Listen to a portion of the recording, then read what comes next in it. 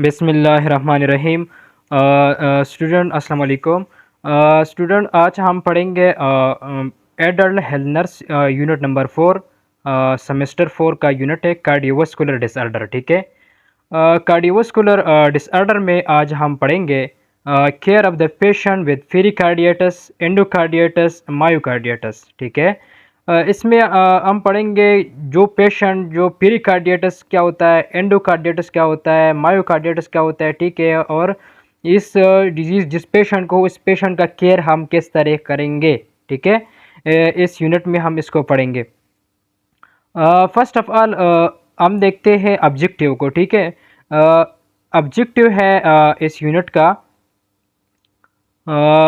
by the end of this lesson learner will be able to define pericarditis, endocarditis, myocarditis, list its sign and symptoms, relate nursing care with planning proper nursing intervention। First हम पढ़ते हैं पेरिकार्डियटिस।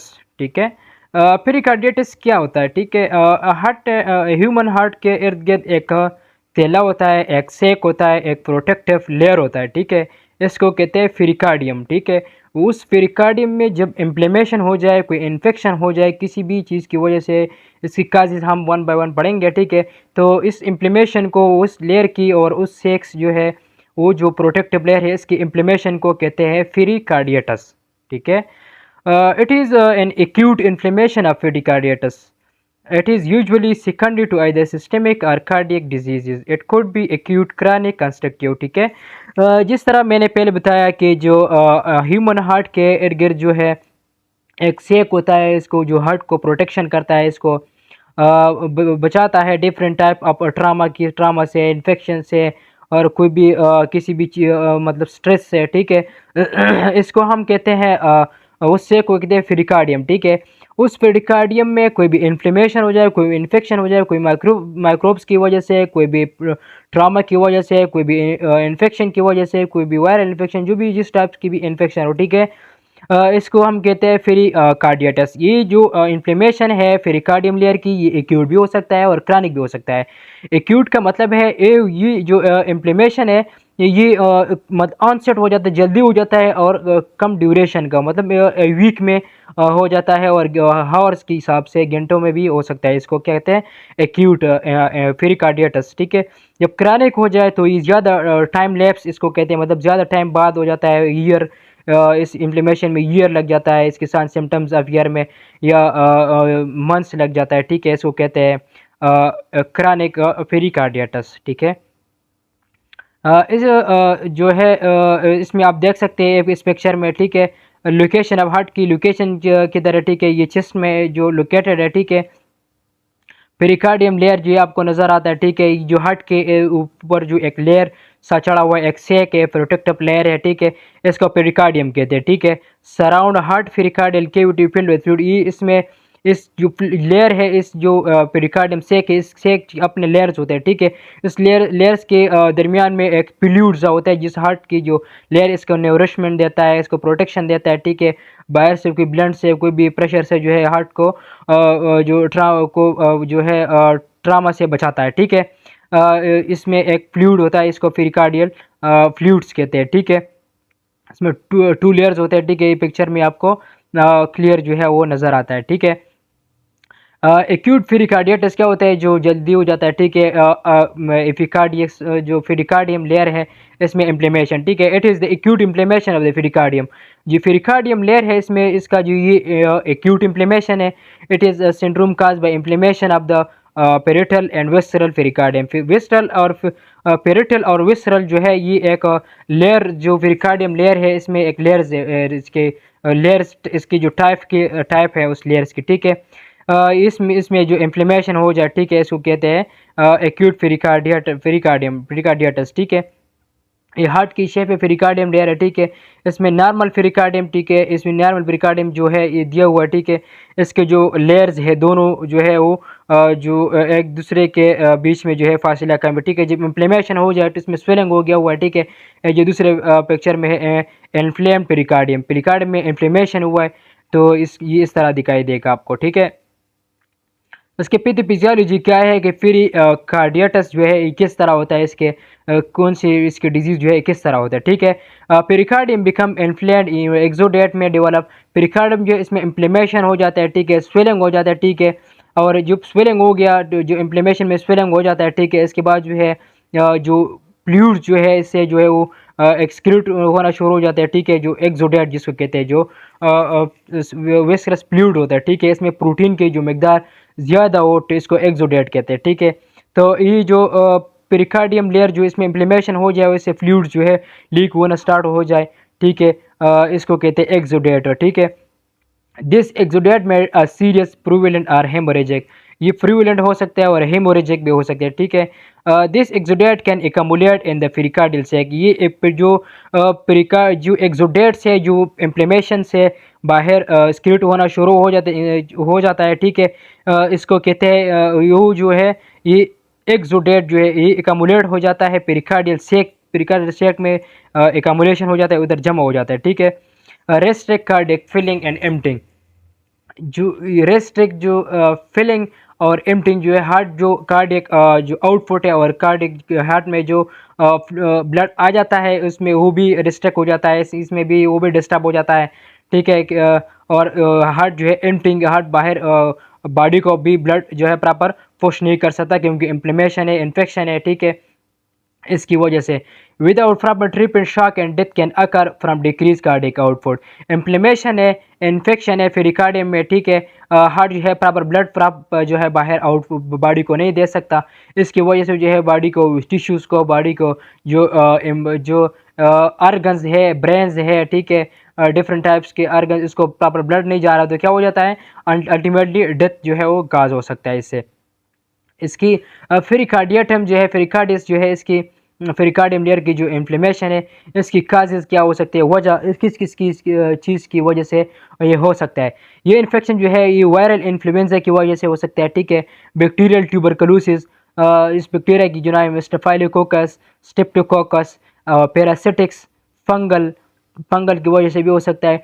Trauma की वजह से हो सकता है, बाहर से कोई प्रेशर से कोई चीज़ हार्ट की चेस्ट के ऊपर जो पड़ जाए इसकी वजह से हो सकता है ट्रामा। मायोकार्डियल इंजरी, ठीक है, हार्ट की जो मसल है इसकी इंजरी हो जाए, ठीक है।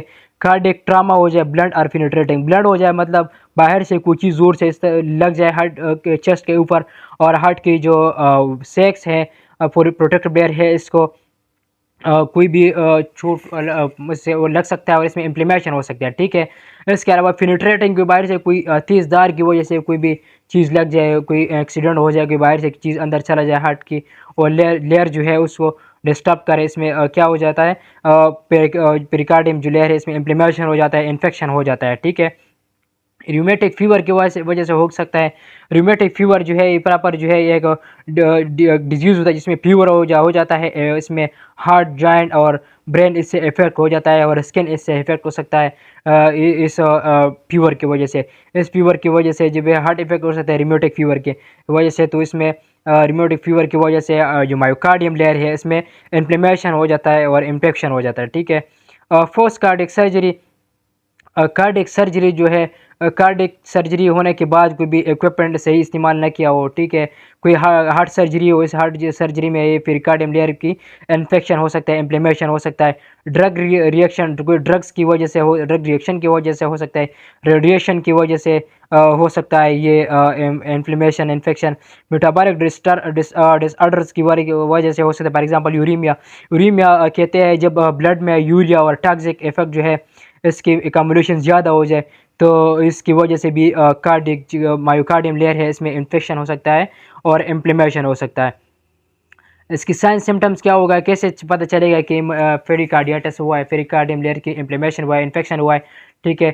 चेस्ट पेन होगा, जो पेशेंट है जो इन्फेक्टेड पर्सन है, इन्फेक्टेड बंदा है, इसके जो चेस्ट में फेन होगा, ठीक है। Worsening of pain with deep breathing, coughing, swallowing and positional changes because of changes in venous return and cardiac filling, ठीक है।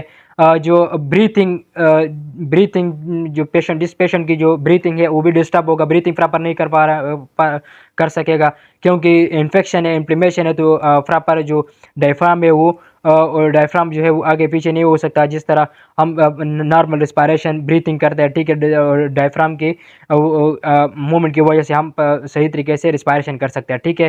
तो ये प्रॉपर रिस्पायरेशन नहीं होगा, इसकी वजह से कफिंग होगा, ठीक है, लंग्स भी साथ डिस्टर्ब होगा, ठीक है, कफिंग होगा।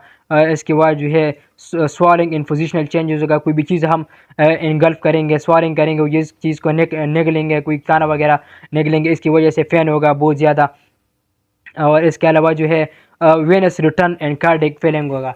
जो वेनस जो है रिटर्न होगा, कार्डिक जो है ब्लड जो आता है कार्डिक की तरफ, राइट वेंट्रिकल की तरफ जो है इंफीरियर वेना के और सुपीरियर वेना की तरफ जो हार्ट इन्फेक्शन है, तो हार्ट जो है प्रॉपर कंट्रैक्शन नहीं करता, तो सारा ब्लड जो है वो वेन में अंदर एकमलेट होगा और एडिमा होगा पेशेंट में, ठीक है, वापस रिटर्न होगा वेनस के अंदर, ठीक है। पेरिकार्डियल फ्रैक्शन रब क्लासिक साइन होगा, ठीक है। फीवर होगा पेशेंट को, क्योंकि इन्फ्लेमेशन है, इन्फेक्शन है, फीवर को पेशेंट को फीवर होगा, बुखार होगा। और पेशेंट को वो सर्दी मतलब वो कोल्ड जो ठंड लगेगा, पेशेंट को चिल्स होगा, कभी सा पेशेंट को वो होगा, मलाइज होगा, पेशेंट को बेचैनी फील होगा। इनोरेक्सिया होगा क्योंकि पेशेंट को भूख नहीं लगेगा, हार्ट इन्फेक्शन इन्फ्लेमेशन है, ठीक है, पेशेंट को और पेशेंट को पेन है, पेशेंट को भूख नहीं लगेगा, तो क्या होगा, पेशेंट की वेट जो है वो लॉस होगा, क्योंकि पेशेंट कुछ नहीं खाएगा तो पेशेंट को एनर्जी नहीं मिलेगा, और पेशेंट की जो स्टोर एनर्जी है वो पेट्स वगैरह जो है वो रिलीज़ होगा, और पेशेंट की वेट जो है वो लॉस होगा। ईसीजी चेंजेस होगा, ब्रेडी होगा, स्लो पेब्राइल होगा, पेब्रिलेशन होगा, ठीक है। ईसीजी इलेक्ट्रोकार्डियोग्राम जो है इसमें चेंजेस आएगा, हार्ट जो कार्डिक आउटपुट जो है वो कम होगा, तो ब्रेडिकार्डिया होगा, ठीक है। ये इसके साइन सिम्टम्स है। क्रानिक कंस्ट्रक्टिव पेरिकार्डिटिस होगा, किस तरह होगा, ठीक है। क्रानिक के लिए जो है वो तो एक्यूट का हमने बता दिया, अब हम बताते हैं कि क्रानिक कंस्ट्रक्टिव पेरिकार्डिटिस किस तरह होगा। क्रानिक के लिए जो है ज़्यादा टाइम लैप्स होगा, बहुत टाइम बाद पेशेंट को पता लगेगा कि इसको पेरिकार्डिटिस हुआ, ठीक है। इसकी साइन सिम्टम जो है वो टाइम के साथ साथ जो है वो जाहिर होता है। It is a chronic inflammatory condition in which pericardium changes to a thick fibrous band of tissue के जो हार्ट की मसल की जो टिश्यू है, इसमें क्या होगा, टाइम के साथ साथ इन्फ्लेमेशन होगा, और उसमें थिक थिक चेंजेस आएगा, वो थिक होना शुरू हो जाएगा, फाइब्रस बैंड जो है टिश्यू के हार्ट के, ठीक है। This tissue encircles and compress heart preventing proper ventricular feelings.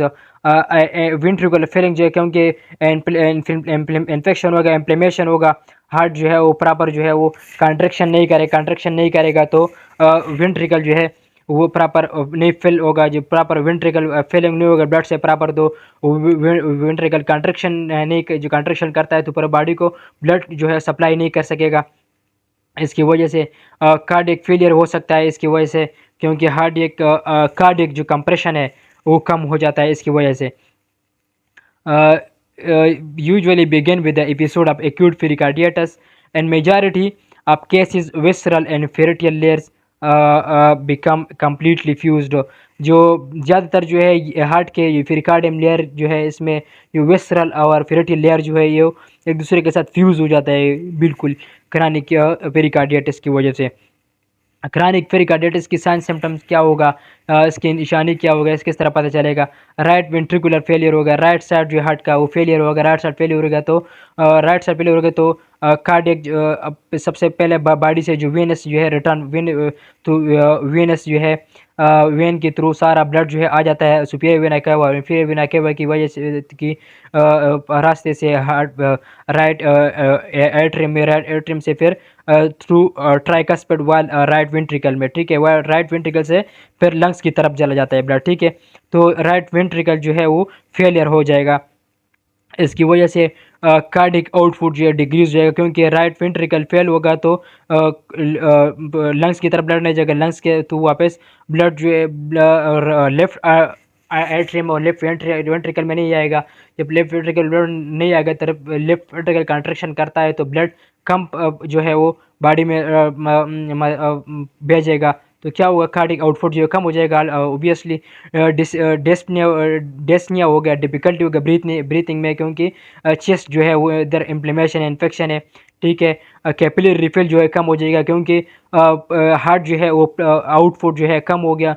Output कम हो गया तो पूरी बॉडी में जो ब्लड सर्कुलेशन है वो कम हो जाएगा, पूरी बॉडी के हर टिश्यू को ब्लड नहीं पहुंचेगा, तो कैपिलरी रिफिल जो है वो भी कम हो जाएगा। और ऑलरेडी जो है कार्डिक आउटपुट कम हो गया तो लो ब्लड प्रेशर जो है और प्रेशर भी जो है वो भी कम हो जाएगा साथ साथ, ठीक है। कंस्ट्रक्टिव पेरिकार्डिटिस किस तरह होगा, ठीक है। हार्ट जो है कंस्ट्रक्शन हो जाएगा, तंग हो जाएगा, नैरो हो जाएगा। से आपको ये नज़र आ रहा है स्टर्नम बॉडी में जो लोकेशन है हार्ट की, स्टर्नम के नीचे जो ठीक है हार्ट है, और उसकी पेरिकार्डियम लेयर में जो है इन्फ्लेमेशन हुआ है और ये डायलेट हुआ है, ठीक है। Implementation of the pericardium layer आप लोग इस पिक्चर में देख सकते हैं, ठीक है। किस तरह इम्प्लीमेशन हुआ, ठीक है। जो पहले थिन होता है, ठीक है, ये लेयर जो पेरिकार्डियम लेयर है इसमें स्वेलिंग हुआ है, इन्फेक्शन की वजह से ये इम्प्लीमेशन हुआ है इसमें। डायग्नोस्टिक असेसमेंट इसमें किस तरह कौन कौन से टेस्ट की वजह से, कौन कौन सी चीज़ की वजह से हम पता लगेगा, असेसमेंट हम करेंगे पेशेंट की, तो हम पता लगेगा कि क्रॉनिक पेरिकार्डिटिस है, एक्यूट पेरिकार्डिटिस है, ठीक है। पेरिकार्डियल ऑपरेशन रब इन अस्कल्टेशन, जब हम अस्कल्टेशन करते हैं स्टेथोस्कोप के ज़रिए से हम जो साउंड सुनते हैं, इसमें क्या होगा, रब सा साउंड जो है वो चेस्ट में जो सुनाई देगा। एंडो कार्डियोग्राफी जो है, ईसीजी जो है, इलेक्ट्रोकार्डियोग्राफी, इसमें इस सेगमेंट एंड टीबीओस इसमें चेंजेस आएंगे, क्योंकि कार्डियक जो है फेलियर की तरफ जा रहा है, ठीक है। तो जो कॉन्ट्रैक्शन जो है और हार्ट की जो इसमें क्या होगा, डिस्टर्बेंस आ जाएगा, हार्ट जो है प्रॉपर ब्लड जो है वो नहीं प्रॉपर कॉन्ट्रैक्शन करेगा, तो क्या होगा, इस टीबीओस में क्या होगा, चेंजेस आ जाएगा। और टीबीओ में चेंजेस आएगा, कॉन्ट्रैक्शन नहीं करेगा राइट एट्रियम, ठीक है। और इस टी में किस तरह होगा, रिलैक्सेशन भी प्रॉपर हार्ट जो है वो नहीं करेगा। एरिथमिया होगा, एसीजी में चेंजेस आएगा, ठीक है। एरिथमिया होगा, एवी नोड से एसी नोड जो है, जो इलेक्ट्रिकल इम्पल्स जो है वो जनरेट होता है, उसमें क्या होगा, वो भी डिस्टर्ब हो जाएगा। Afebrile and inflammation affect the sinus node जो इसमें चेंजेस आ जाएगा, ठीक है। लैब की वजह से लैब टेस्ट हम करेंगे डब्ल्यूबीसी में देखेंगे, ठीक है। और वाइट ब्लड सेल जो है वो ज़्यादा हो जाएगा, क्योंकि इन्फेक्शन इन्फ्लेमेशन की वजह से बॉडी में डब्ल्यूबीसी जो है वो इंक्रीज़ कर देता है, ठीक है। एरिथ्रोसाइट सेडिमेंटेशन रेट जो है वो भी चेंजेस आएगी इसमें। कार्डिक एंजाइम में चेंजेस आएगा, ठीक है। पेरिकार्डियल बायोप्सी इसमें डायग्नोस्टिक असेसमेंट, यहाँ पे पेरिकार्डियल जो है असेस बायोप्सी लेते हैं, हार्ट की जो लेयर है इससे बायोप्सी लेते हैं, सैंपल लेते हैं, उससे चेक करते हैं कि इन्फ्लेमेशन किस चीज़ की वजह से है और कहाँ पर इन्फ्लेमेशन है, इन्फेक्शन है, ठीक है। सिटी स्कैन होगा, पेरिकार्डियल इफ्यूजन होगा, ठीक है, इसकी वजह से भी ये हो सकता है। इसको हम किस तरह मैनेज करेंगे, थ्रू सर्जिकल मैनेज करता है पेरिकार्डिटिस को, ठीक है।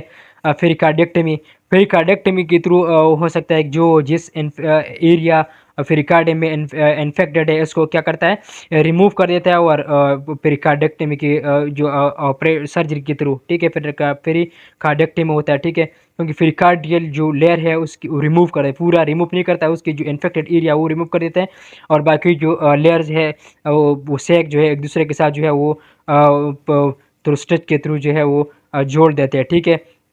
मेडिकली किस तरह इसको मैनेज करेंगे, इसमें डिजिटलिस, ठीक है, डायूरेटिक्स देंगे, वो जो मेडिसिन देंगे, क्योंकि बॉडी से जो फ्लूइड्स वगैरह का एमुलेशन हुआ है बॉडी में वो निकल जाए, ठीक है।